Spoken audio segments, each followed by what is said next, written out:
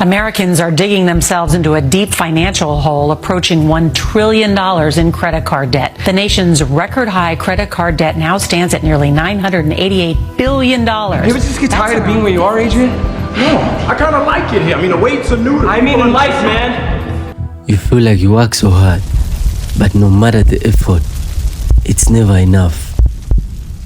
You don't have any savings. So I have about $300,000 in student loans, $40,000 in personal loans. You feel like your expenses are unreasonably high and your salary is not enough. This being broke shit's gotta stop, man. Your credit card debt is high. An inflation adjustment as her husband battles Parkinson's, making these price hikes far more painful. We are using our savings. Are you nervous about the future? Yes, of course. Inflation in America. It feels like you can't get ahead in life, no matter how much you try. But social media is showing you billionaires. I'm used to asset class.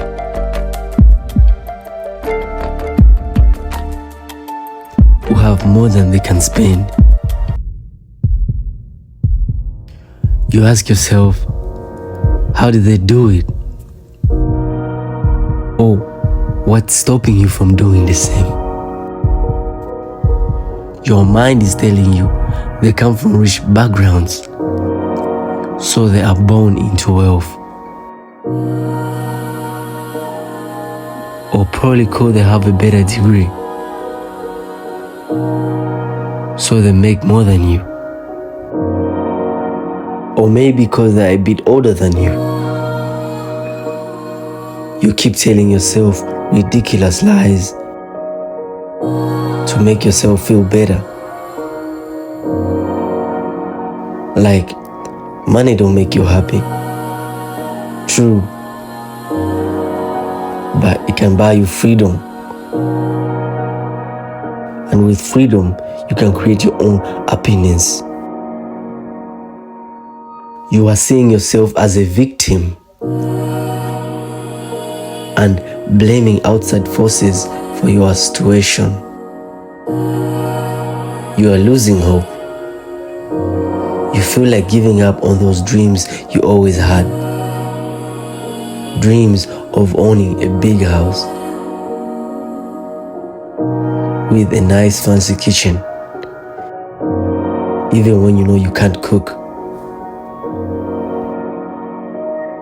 You are accepting your situation as normal because you keep telling yourself lies, and those lies have now become a reality in your subconscious mind.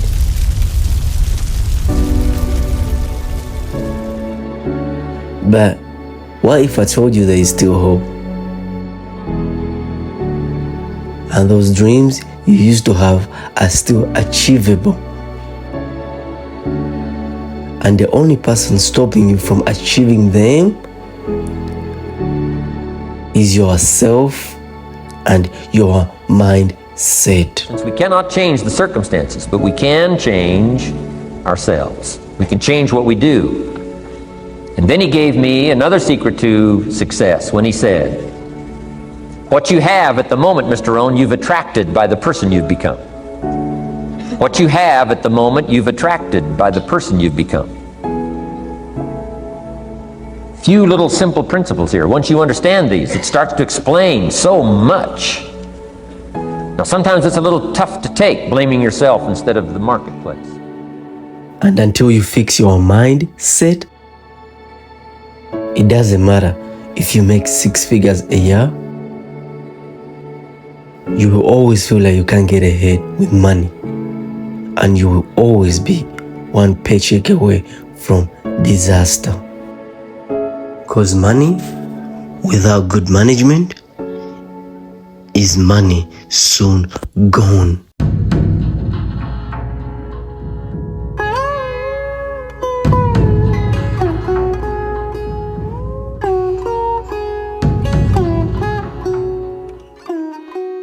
If you are willing to put in the effort and be disciplined you should be able to know how to get out of a bad financial situation by the end of this video. The problem is not your salary, cause you get paid according to what the market value you worth, and the money you make is most likely the lifestyle you are living. That lifestyle and poor financial decisions is what keeping you poor and broke. Your ways of failing to balance your finances and lifestyle is what keeping you broke. You are unintentionally living comfortable in an uncomfortable situation without you noticing. In short, you are your biggest enemy of success and progress. You are asking yourself, how can I be my biggest enemy when I'm working so hard? You are forgetting that money and time are not connected. And trading most of your time in exchange of money won't get you ahead in life as long as you don't know the fundamental rules of money. The secret to financial stability is where and how you allocate your money after your hard works. The ways to grow your wealth are simpler than you think. And if you do these 3 basic things, you have a considerable amount of money in the long term. Before we talk about acquiring money, we need to know how to manage money and appreciate the value of money. And how do you manage when money? When it comes in, this is what you're ever supposed to do. $1, $3, or $3, $3 million. The first dollar is supposed to go for what you have to pay, your bills, right? The second is usually an investment, and then the third is what you would like to have but don't have to have. The second one grows and moves into here. But what we do is we're hardworking people. We treat ourselves. We do number 3 first. You do number 3. We never. Most people make money through their 9 to 5 or a regular job where they trade their time and skills for money. And when they get paid, they pay everyone else but themselves. Instead, and I said, if you want to get me to the city today, I got to be picked up and driven back. I literally do not have a minute, and I'm not driving my car into the city. He says, it's not a problem. One of my buddies is coming to my office. He's going to pick you up. So this huge black Range Rover pulls up, and I get in. The car is gorgeous. And I'm driving to the city with the guy. And when we get there, he pulls into the lot, and the guy says there's going to be an oversized fee of whatever it was, $50 on top of whatever it costs to park. And the guy turns to me and he says, I can barely afford to fill this thing up, let alone park it. And I looked at him, I said, so why do you drive it? And he says, because everybody does. And it is so sad. they rush away to give away their money through expensive, depreciative things like financing expensive cars, buying the latest gadgets, all those things that are not considered essential but consumes a lot of money. And at the end of the year,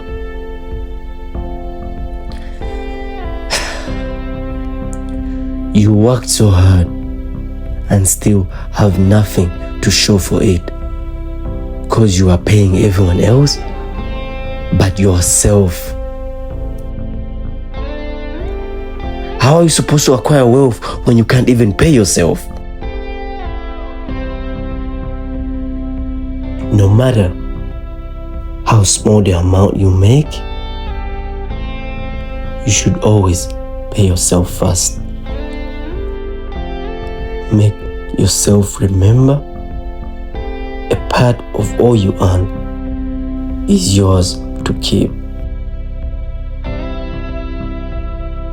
The brain works like a muscle, and if you train it to live with what you have left after paying yourself, it will adapt, and you will find other ways to arrange your essential expenditure if necessary. No matter how small the amount you make, you should always pay yourself first.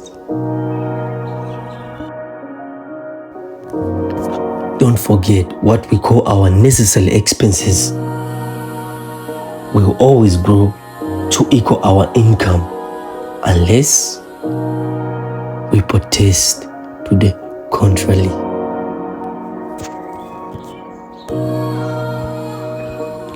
I'm not making enough to pay myself is not an excuse unless you are in slavery. Because we all have more desires than our earnings can justify. Well, I can afford it. What most people mean when they say that is they think they can pay the payment if they keep their job. Well, let me help you with a new definition of I can afford it. I wrote a check and paid for it. Consider cutting down on some of the unnecessary expenses like subscription, night outs. If possible, move into a smaller apartment if you're renting. So when broke people say, I can afford this, you know what they're saying? I think I might be able to pay the payments. That's what broke people mean when they say that. If you don't want to be broke people anymore, you get out of the land of payments. If you don't want to be broke people anymore, you sit down and you say, hey, here's what we make.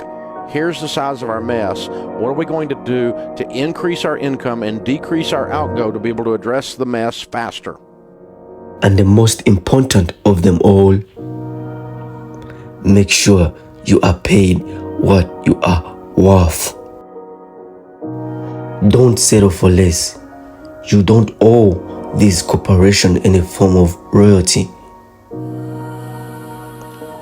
Always look for ways to increase your salary, because money makes money, and the more you make, the easier is it to acquire more wealth.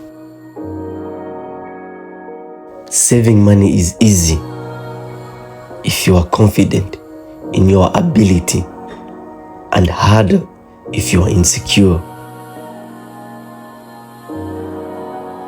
It's not about depriving yourself of happiness. It's about cutting off the unnecessary. There is always different ways to cut down on our costs. Just like there are always different ways to increase our expenditure. He said, if you work hard on your job, you'll make a living. If you work hard on yourself, you can make a fortune.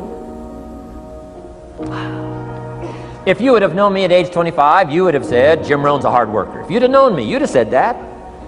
I'm the guy, I don't mind coming a little bit early, staying a little bit late, I don't mind that. You'd have said, well, Jim Rohn's a hard worker. You say, well, how come he's got pennies in his pocket and nothing in the bank and behind on his promises? Well, I was a hard worker, but I was working hard on my job, not on myself. I'm telling you, if you'll learn that simple little principle and start the process today, latest tomorrow, I'll give you tonight to think it over. To them who can keep a part of their hard-earned money, shall wealth come to them more easily. Likewise, those who fail to pay themselves first, does wealth avoid easily.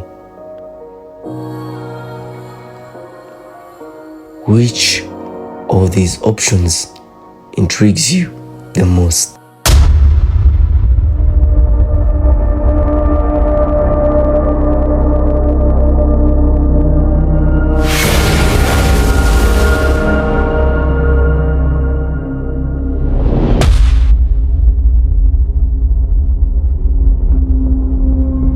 reducing your expenses alone doesn't create wealth by its own.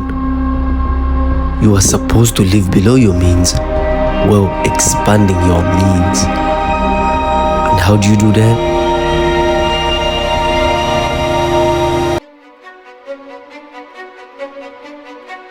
You take risks and invest aggressively. If you will change, everything will change for you. You don't have to change what's outside. All you've got to change is what's inside. To have more, you simply have to become more.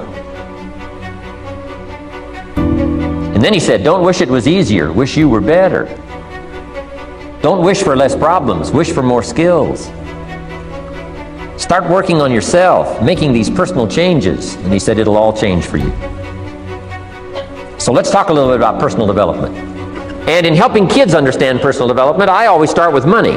We get paid for bringing value to the marketplace. Key to understanding economics. We get paid for bringing value to the marketplace. Marketplace is also described as reality. Reality, the marketplace.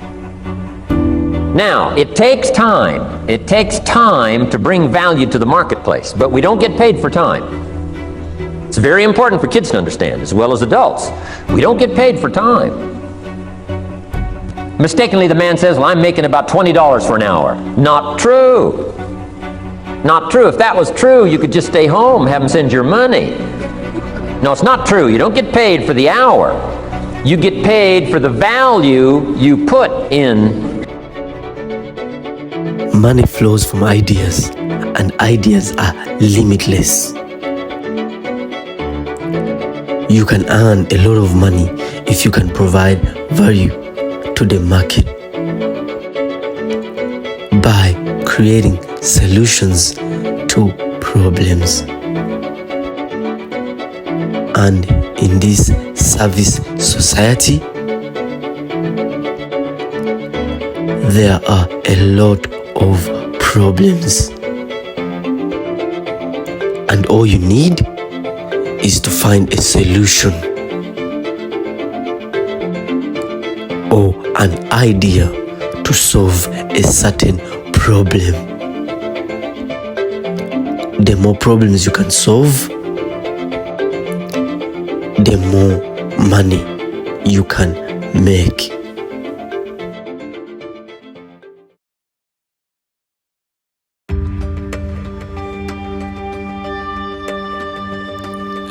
When Ben Francis couldn't find proper gym wear, he noticed his gym buddies had the same problem. So he started making his own gym wear, a solution to a problem that was worth $1 billion.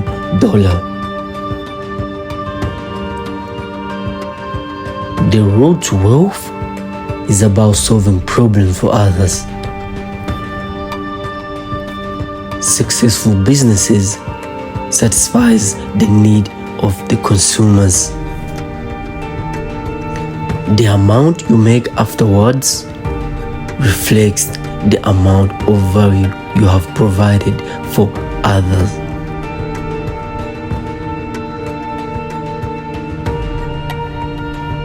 Examples of solved problems worth millions are limitless.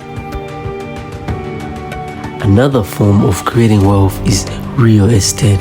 But you do need to have an understanding of investing because hotels are very capital intensive. So I talk about there's 4 different ways to hotel ownership or hotel investing, right? Mm-hmm. So the first way I talk about is through crowdfunding. Hence why I created a crowdfunding platform, right? That's more of a passive investment route. So for those who don't know what passive means, passive investing or limited partnership, meaning that it's a low risk. You're just a silent partner. You're just investing and somebody else is managing the asset. So you can do that through crowdfunding, where you can invest directly into the asset using a platform. You can also invest in hotels through a REIT, which stands for Real Estate Investment Trust.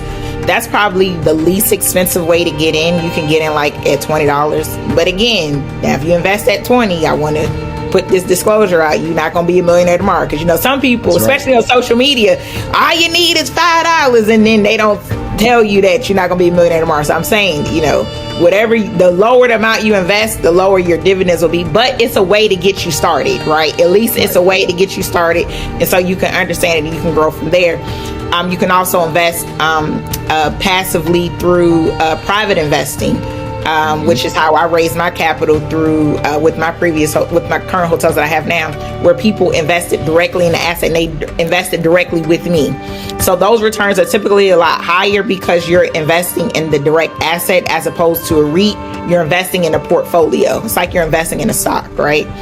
And then the fourth way to become to invest or own a hotel is actually becoming a sponsor or becoming an active investor, which I am considered an active investor because I help put the deal together along with my partners. We raise capital. We're, talking to the brands, dealing with the financing. So a lot of risk, right? A lot of work. But everyone needs it's like a team, like when you were in school. You have the leader and then you have the people who work and put together. Then you have some people who just don't want to work. Right? How many people out there, look, I'm not trying to do all this extra work, but I got some extra money. Is there a way that I can make my money grow for me? And that's the passive route. And that's just how the world works, right? Yes. If you study this topic well, worrying about money will become something of the past. But it will take a lot of patience and time. Because real estate, money is for the patient ones. You seed your seed and watch them grow patiently. In the end, you will reap your fruitful fruit. And that is the power of compounding and generational wealth.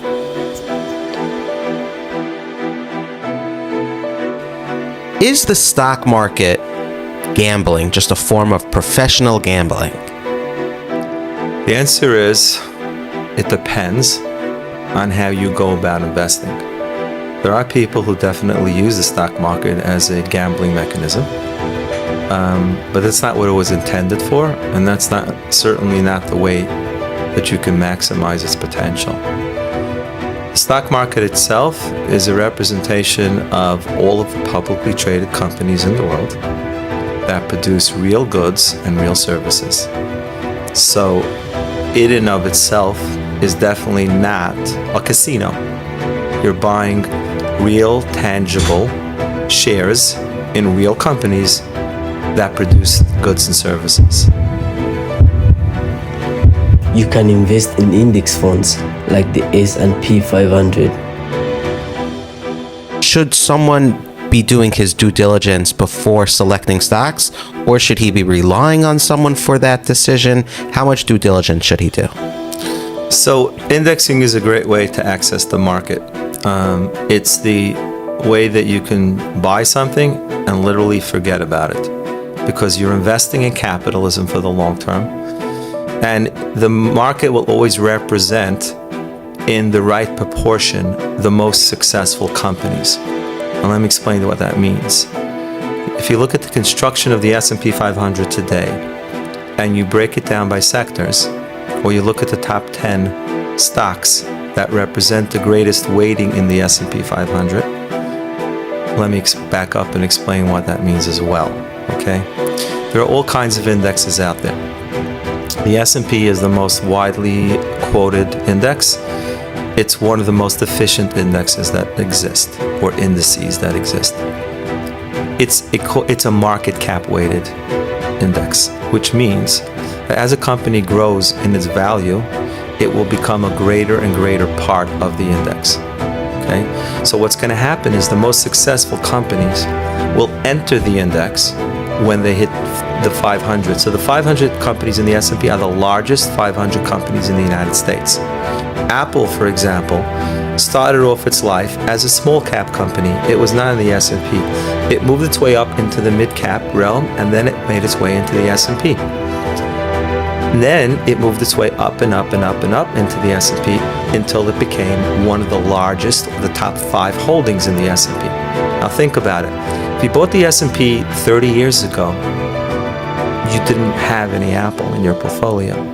Today, you have a large weighting in Apple. And what you did was, by just sticking with the index, you ended up owning one of the most successful companies in the history of the world, if not the most successful company. Now, that's a beautiful mechanism, which is why I love indexing. So you have this, let me give you an example. I have Client A. Client A is 85 years old. Client A grew up in a world where railroads and utilities and banks were companies that you owned. And he bought a portfolio of individual stocks. And he just holds on to these stocks, and he maybe even has his stock certificates in his drawer, something which is a relic of the past.